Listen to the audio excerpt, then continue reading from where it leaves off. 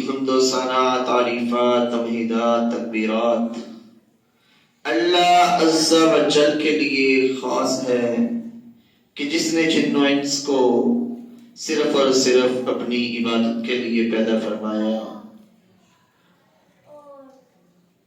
اللہ تبارک و تعالی کا یہ ہم پر احسان ہے کہ اس نے ہمیں مسلمان گھرانے میں پیدا فرمایا، آپ صلی اللہ علیہ وسلم کا امتی بنایا، اور اس سے بھی بڑا احسان کہ اللہ تبارک و تعالی نے ہمیں جنت الفردوس میں جانے تک کا رستہ سمجھایا اور ہمیں بتلایا کہ اگر تم جنت کو، میرے قرب کو حاصل کرنا چاہتے ہو، میری نعمتوں کا مزہ چکھنا چاہتے ہو، تو تمہیں کیسے اعمال کرنے ہوں گے۔ اور ان گنت بے شمار لاتعداد درود و سلام ہوں ان ہستی اقدس پر کہ جن کا نام نامی اسم گرامی حضرت محمد مصطفیٰ احمد مجتبی صلی اللہ علیہ وآلہ وسلم ہے۔ آپ سامعین کو اس بات کا بخوبی اندازہ ہے کہ ہم نے پچھلے جمعۃ المبارک کے اندر ایاک نعبد و ایاک نستعین کا ترجمہ و تفسیر پڑھی۔ اللہ تبارک و تعالی نے اس آیت کے اندر ہمیں یہ بات بتلائی، ہم یہ اللہ سے اقرار کرتے ہیں اور اللہ کو کہتے ہیں تعریفات کے بعد کہ ہم صرف تیری ہی عبادت کرتے ہیں اور تجھ ہی سے صرف مدد مانگتے ہیں۔ لیکن بعض بھائی اس معاملے میں اللہ کے ساتھ شرک کا ارتکاب کر لیتے ہیں، دوسروں کو صرف یہ ورغلا کر، انہیں سمجھا کر کہ بھائی ہم ڈاکٹر سے بھی دوائی لیتے ہیں، ہماری بیوی ہمارے کپڑے استری کرتی ہے، ہمیں کھانا پکا کے دیتی ہے، تو یہ تمام کے تمام اسباب ظاہری اسباب ہیں۔ تو جب ظاہری اسباب آپ کے سامنے ہوں تو آپ دوسرے سے مدد حاصل کر سکتے ہیں، جیسا کہ انبیاء اکرام رضوان اللہ علیہم اجمعین نے بھی کیا۔ حضرت عیسیٰ علیہ السلام نے اپنے حواریوں سے کہا قال من انصاری الی اللہ، کہ کون ہے جو میرا مددگار ہوگا اللہ کی طرف، کہ اللہ کے دین کے لیے میری کون مدد کرے گا۔ تو اسی طرح دوسرے مقامات پر بھی انبیاء کرام نے اور دیگر لوگوں نے، صحابہ کرام نے، آپ صلی اللہ علیہ وسلم نے بھی دوسروں سے دنیاوی مدد لی۔ وہ مدد لینا ایسے ہے جیسے ہم ایک دوسرے کے کام آتے ہیں، ہم زندہ ہیں۔ یہاں پر جو مدد مراد ہے وہ ان لوگوں سے ہے کہ جو اس دنیا سے رخصت ہو چکے ہیں، جیسے ہم کسی قبر والے کو کہتے ہیں کہ ہماری مدد کر، حالانکہ وہ قبر والا خود اپنی مدد نہیں کر سکا، اپنے آپ کو موت سے نہیں بچا سکا، اپنے آپ کو بڑا ہونے سے نہیں بچا سکا، اپنے آپ کو اولاد عطا نہیں کر سکا۔ وہ ہر چیز کے لیے زندگی میں اللہ رب العالمین کا محتاج رہا، اور جب وہ دنیا سے چلا گیا تو ہم نے اسے مشکل کشا بنا لیا، حاجت روا بنا لیا۔ اس چیز سے ہم مسلمان دوسرے مسلمانوں کو یا دوسرے بھائیوں کو جو شرک کے مبتلا ہے، اس چیز سے ہم منع کرتے ہیں کہ بھائی یہ کام چھوڑ دو، جو ظاہری اسباب ہیں وہ جائز ہیں، اور جو ایسے اسباب ہیں جن پہ انسان قادر نہیں ان سے مدد مانگنا جائز نہیں۔ اللہ تبارک و تعالی ہمیں صرف اور صرف اپنی ذات خاص سے مدد مانگنے والا بنائے۔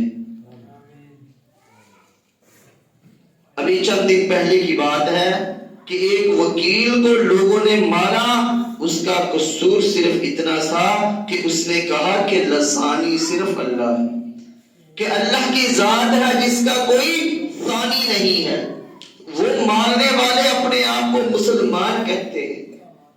تو آپ سوچیں کہ ہمارے ذہنوں کے اندر، ہمارے بچوں کے، بوڑھوں کے ذہنوں کے اندر کہاں تک اللہ کے ساتھ شرک سرایت کر چکا ہے، شرک پہنچ چکا ہے، کہ ہمیں جو روکے کہ اللہ کے ساتھ شرک نہ کرو، اللہ ایک ہے، یہود و نصارہ نے کہا ان اللہ ثالث ثلاثہ، ہم مسلمان کہتے ہیں الہکم الہ واحد، اللہ کا قرآن کہتا ہے، لیکن جب ہم دوسروں کو اس بات کی دعوت دیتے ہیں تو ہمارے اپنے ہی ہمارے دشمن بن جاتے ہیں۔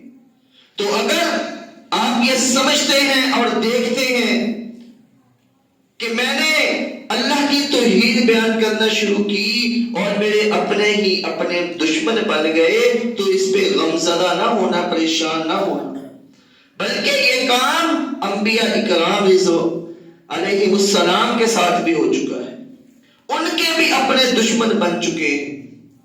تو اس میں کوئی بڑی بات نہیں ہے، بلکہ آپ جب حق میں ہوتے ہیں تو آپ کے دشمن آپ کے سب سے پہلے قریبی رشتہ دار بنتے ہیں۔ اگر انہیں دین کی سمجھ نہ ہو، اگر انہیں دین کی سمجھ ہو تو وہ پھر آپ کے مددگار بنیں گے۔ آج ہم اہدنا الصراط المستقیم یہ دعا پڑھیں گے، اللہ سے یہ دعا کریں گے۔ اللہ تبارک و تعالیٰ نے ایک میں نے حدیث سنائی تھی شروع میں کہ اپنے اللہ تبارک و تعالیٰ فرماتے ہیں اس سورت کو میں نے اپنے اور اپنے بندے کے لیے تقسیم کر لیا ہے، اور اس پر اللہ تبارک و تعالیٰ جب یہ آیت پڑھتے ہیں ہم تو اللہ تبارک و تعالیٰ فرماتے ہیں کہ میرے بندے کے لیے جو ہی وہی ہے جو اس نے مجھ سے مانگا ہے۔ تو ہم اللہ کی حمد و ثنا کرتے ہیں، تعریفات کرتے ہیں، تمہیدات بیان کرتے ہیں۔ ان تمام تعریفات کے تمہیدات کا بیان کرنے کا مقصد اللہ کو خوش کرنا ہوتا ہے۔ تو جب انسان اللہ کی تعریف کرتا ہے، اللہ کو تعریف پسند ہے، تو پھر جب انسان اللہ سے دعائیں کرتا ہے تو وہ اللہ تبارک و تعالیٰ قبول فرماتے ہیں۔ تو اس کے بعد جو اللہ رب العالمین نے خود ہمیں دعا سکھلائی وہ دعا یہ ہے اہدنا الصراط المستقیم، کہ ہمیں سیدھا راستہ دکھا۔ اب ہم میں سے بعض ایسے لوگ بھی ہوں گے جن کے دلوں کے اوپر کچری ہے، جن کے دل ٹیڑے پن کا شکار ہیں، وہ کہیں گے کہ ہم ہدایت یافتہ ہیں، ہم مسلمان ہیں، تو پھر ہم ہدایت کی دعا کیوں مانگیں؟ میرے بھائیوں، اگر ہدایت کوئی عطا کرنے والا ہے تو وہ اللہ رب العالمین ہے۔ ایک انسان ساری زندگی نیک اعمال کرتا ہے، اچھے کام کرتا ہے، وہ اللہ سے ہدایت کی دعا نہیں مانگتا، آخری وقت میں اللہ تبارک و تعالیٰ اس سے ہدایت کو چھین لے، وہ کفر کی حالت میں دنیا سے چلا جائے، اس کی پوری زندگی کی عبادات فضول ہو جائے گی، ضائع ہو جائے گی، وہ اس کے کسی کام نہ آئیں گی اگر آخری وقت میں اس نے شرک کر لیا، اللہ کے ساتھ اللہ کی نافرمانی کر لی۔ شیطان انسان کے ساتھ رہتا ہے، وہ اس کی رگوں میں خون کی طرح دوڑتا ہے، وہ اسے ہر وقت ورگلانے کی کوشش کرتا ہے، اور اس کی کوشش ہوتی ہے کہ میں انسان کو گمراہ کر کے چھوڑوں۔ تو جب ہمارا دشمن ہمارے ساتھ موجود ہے تو پھر ہمیں اللہ سے دعا بھی مانگتے رہنا چاہیے، اللہ کو مدد کے لیے پکارتے رہنا چاہیے۔ اہدنا الصراط المستقیم، ہم اللہ سے دعا کیا کرتے ہیں کہ اے اللہ ہمیں سیدھے راستے کی طرف گامزن فرما۔ اور یہ ہدایت ایسی ہے کہ جب انسان ہدایت یافتہ ہوتا ہے پھر انسان قیامت کے دن کہے گا الحمدللہ الذی ہدانا لہذا، کہ تمام قسم کی تعریفات اس ذات کے لیے ہیں کہ جس نے رہنمائی کی اس راستے کی طرف، جنت کے راستے کی طرف۔ تو آپ خود سوچیں کہ جب جنت میں جانے کا راستے کی طرف ہدایت کرنے والی وہ ذات ہے تو پھر ہمیں ہدایت طلب کرتے رہنا چاہیے۔ اور بعض لوگوں نے یہ سمجھ رکھا ہے کہ ہدایت فلاں کے ہاتھ میں ہے، ہدایت فلاں کے ہاتھ میں ہے، حالانکہ اللہ رب العالمین نے ان تمام باتوں کی نفی کر دی اور فرمایا، آپ صلی اللہ علیہ وسلم کو مخاطب کرتے ہوئے فرمایا انک لا تہدی من احببت ولکن اللہ یہدی من یشاء، کہ اے پیارے محبوب صلی اللہ علیہ وسلم آپ جسے چاہیں ہدایت نہیں دے سکتے، لیکن جسے اللہ چاہتا ہے ہدایت نصیب فرماتا ہے۔ تو ہدایت کس کے ہاتھ میں ہے؟ اللہ کے ہاتھ میں۔ آپ صلی اللہ علیہ وسلم کی خواہش تھی، آپ صلی اللہ علیہ وسلم چاہتے تھے کہ ان کے چچا ابو طالب آخری وقت میں کلمہ پڑھ دیں، لیکن انہیں کلمہ پڑھنا نصیب نہ ہوا، اور یہ وہ کہتے ہوئے دنیا سے چلے گئے کہ اگر میں نے کلمہ حق کو بلند کر دیا تو پھر میرے بعد میرے قبیلے کی عورتیں کیا کہیں گی۔ انہوں نے اسلام کو قبول نہیں کیا۔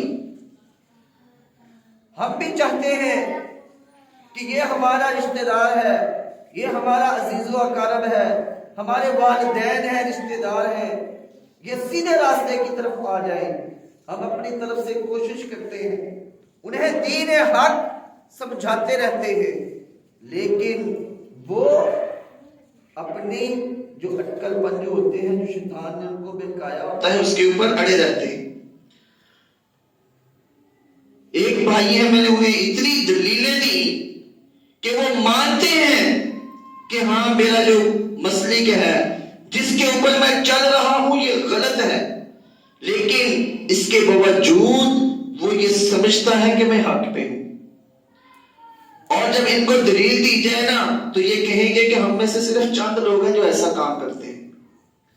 تو اگر آپ کے فرقے کے اندر، آپ کے مسلک کے اندر چند لوگ غلط کام کرنے والے ہیں، چند آپ کے مولوی جنہیں آپ سمجھتے ہیں کہ یہ راہ ہدایت پر ہیں، جب وہ آپ کو غلط کام کی، غلط راستے کی طرف بلاتے ہیں، تو پھر آپ کو سمجھ جانا چاہیے کہ یہ راہ حق کا رستہ نہیں ہے۔ راہ حق وہی ہے جو اللہ رب العالمین نے ہمیں بتلا دیا، آپ صلی اللہ علیہ وسلم نے بھی فرما دیا۔ اللہ تبارک و تعالی نے فرمایا اطیعوا اللہ و اطیعوا الرسول، آپ صلی اللہ علیہ وسلم نے فرمایا علیکم بسنتی و سنت الخلفاء الراشدین المہدیین، کہ تمہارے اوپر جس چیز کو لازمی پکڑنا ہے وہ میری سنت ہے اور خلفاء راشدین کی پیروی۔ اہدنا، ہماری رہنمائی فرما، ہمیں راستہ دکھا۔ یہ بات، یہ دعا آپ تب بھی مانگ سکتے ہیں جب آپ راستے میں بھٹک گئے ہو، جب آپ کسی سواری پہ سوار ہو، اور یہ میرا اپنا فعل ہے، اپنا عمل ہے کہ میں نے کئی دفعہ یہ دعا پڑھی جب میں راستہ بھول گیا اور مجھے راستہ نہیں یاد آ رہا تھا کہ میں نے یہاں سے کدھر کس طرف نکلنا ہے، تو یہ دعا پڑھی میں نے، تو اللہ تبارک و تعالی نے مجھے سیدھے راستے کی طرف لگوا دیا، میں سیدھے راستے کی طرف نکل گیا اور جلدی اپنے مقام پہ پہنچ گیا۔ صراط راستے کو کہتے ہیں۔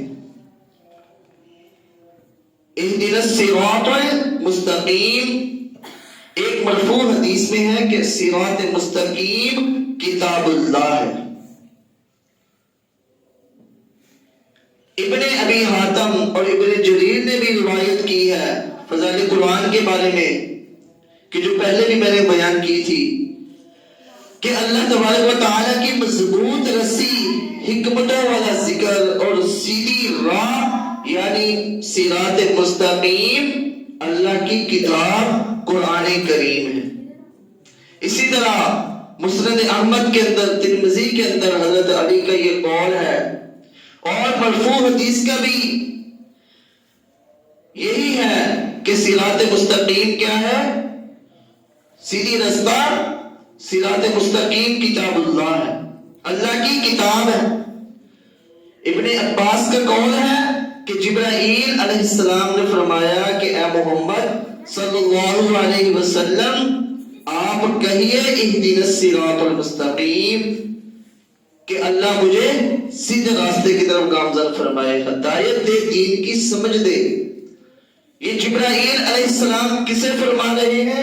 آپ صلی اللہ علیہ وسلم کو۔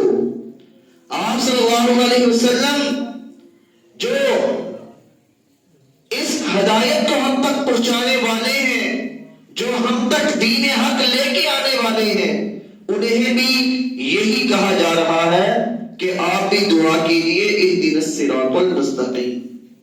تو ہمیں بھی اس صراط مستقیم کی طرف دعا کرتے رہنا چاہیے اور کوشش کرتے رہنا چاہیے کہ صراط مستقیم کے اوپر ہم چلنے والے ہوں۔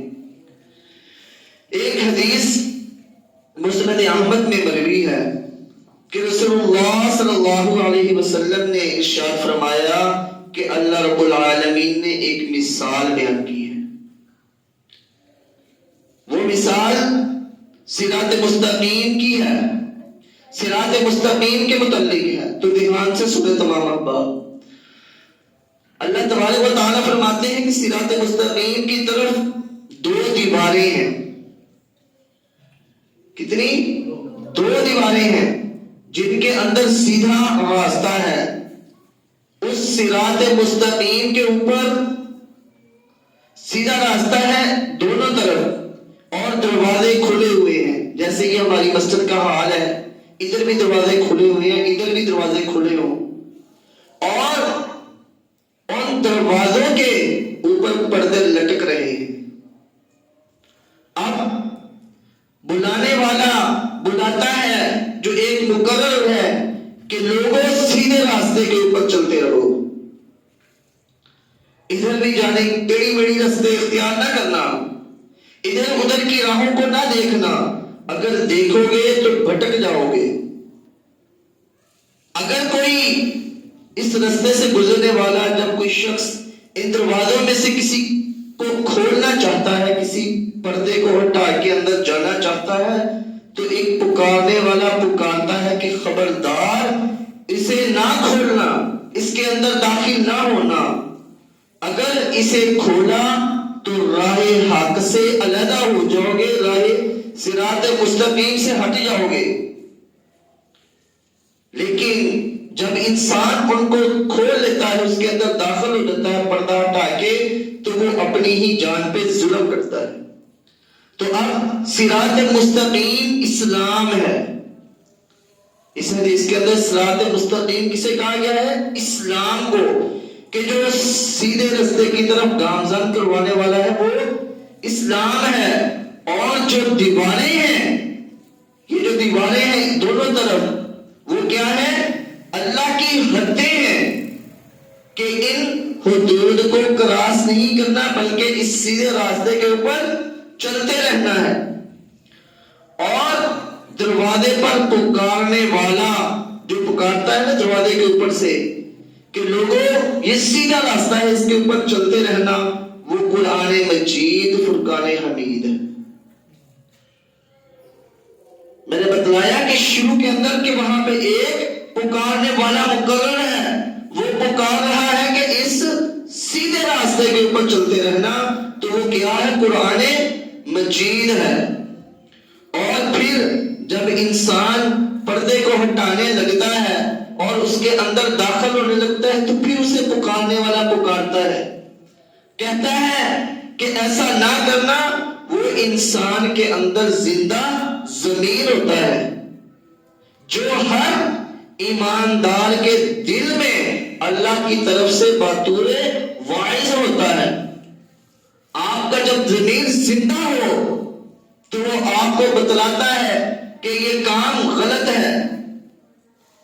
اسی طرح ایک اور روایت کے اندر بھی آتا ہے کہ انسان جب گناہ کا کام کرتا ہے تو اس کے دل کے اندر کھٹکا پیدا ہوتا ہے، اس کا دل اسے روکتا ہے، تو وہ ہمارا ضمیر ہوتا ہے جو ہمیں روکتا ہے کہ تم نے سیدھے راستے پہ رہنا ہے، ادھر ادھر بھٹکنا نہیں ہے۔ تو اس حدیث کے اندر جو ہمیں پتہ چلتا ہے وہ یہی ہے کہ قرآن مجید ہماری رہنمائی کے لیے ہے۔ اگر ہم اس کے اوپر قائم رہیں گے، اس کی حدود کو کراس نہ کریں گے تو ہم سیدھے راستے کے اوپر گامزن ہیں۔ اگر ہم نے اسے چھوڑ دیا، آپ صلی اللہ علیہ وسلم کے فرامین سے منہ موڑ دیا، تو پھر ہم بھٹکے ہوئے لوگوں میں شامل ہو جائیں گے۔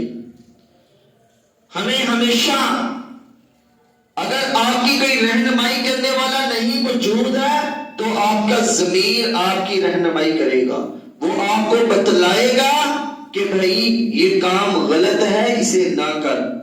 لیکن جب ضمیر مردہ ہو جاتے ہیں تو پھر انسان نہ تو حلال و حرام کے اندر تمیز کرتا ہے اور نہ ہی حدود اللہ کے اندر تمیز کرتا ہے۔ اللہ رب العالمین سے دعا ہے کہ اللہ رب العالمین ہمیں صراط مستقیم پر چلنے والا بنائے اور ہمیں ان لوگوں میں شامل فرمائے جن کے اوپر اللہ کے انعامات نازل ہوئے، اللہ نے اپنے انعامات کیے۔ تو انشاءاللہ اگلے خطبہ جمعہ کے اندر ان لوگوں کا تذکرہ کیا جائے گا جو صراط مستقیم کے اوپر چلتے ہیں، تو پھر انہیں کیا انعامات دیے جاتے ہیں۔ اللہ رب العالمین سے دعا ہے کہ اللہ رب العالمین جو کہا گیا اور جو آپ حضرات نے سنا، اللہ رب العالمین ہم سب کو اس پر عمل پیرا ہونے کی توفیق عطا فرمائے۔ وآخر دعوانا ان الحمد للہ رب العالمین۔